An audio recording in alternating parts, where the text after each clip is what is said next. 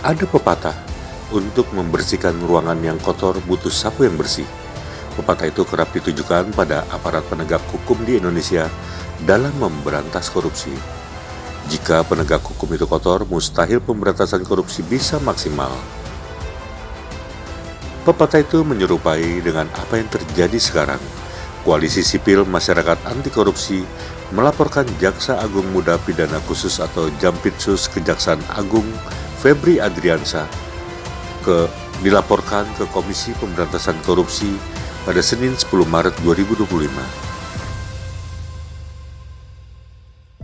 Koalisi ini terdiri dari Indonesian Police Watch, Koalisi Sipil Selamatkan Tambang, Masyarakat Anti Korupsi Indonesia, dan Tim Pembela Demokrasi Indonesia.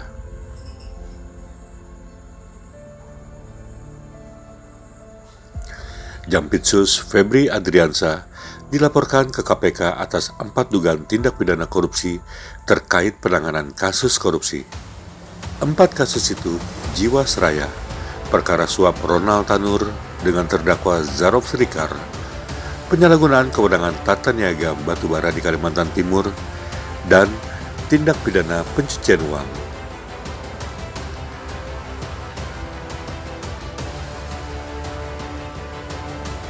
Hal ini diungkapkan pelapor sekaligus koordinator Koalisi Sipil Anti Korupsi Ronald Loplobli di Gedung Merah Putih KPK, Jakarta Selatan, Senin 10 Maret 2025. Tambahan ini terkait dengan dugaan rasuah juga, terkait dengan kasus suap, yang kemudian juga tentang tata kelola pertambangan di Kalimantan Timur dan PPPU.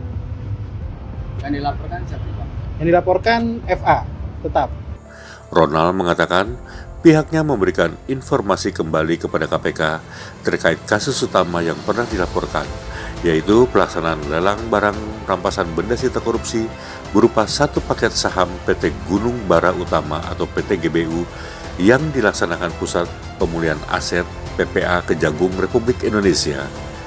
Ronald mengatakan dalam hasil penelitian Koalisi Sipil Masyarakat Anti Korupsi, terdakwa Zarof Srikar, mantan Kepala Balitbang Diklat Kumdil MA Republik Indonesia, tidak dikenakan pasal pidana suap terkait barang bukti uang sebesar 920 miliar dan 51 kg emas.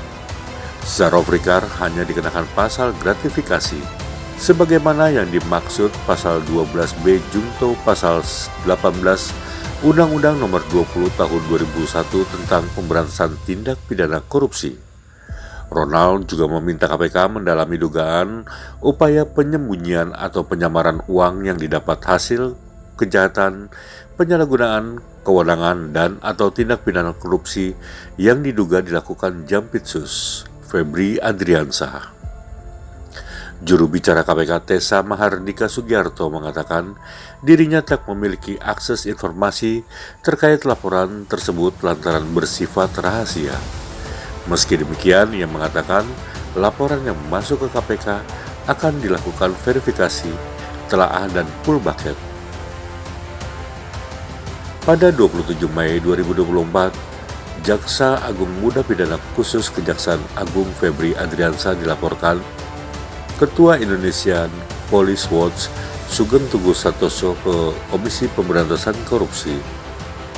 Sugeng mengatakan Febri dan sejumlah pihak lainnya diduga melakukan tindak pidana korupsi pelaksanaan lelang barang rampasan benda sita korupsi berupa 1 paket saham PT Gunung Bara Utama yang digelar oleh Pusat Pemulihan Aset Kejaksaan Agung. Menurut Sugeng, saham itu ditawarkan dengan harga 1,945 triliun dan mengakibatkan dugaan kerugian negara 9,7 triliun.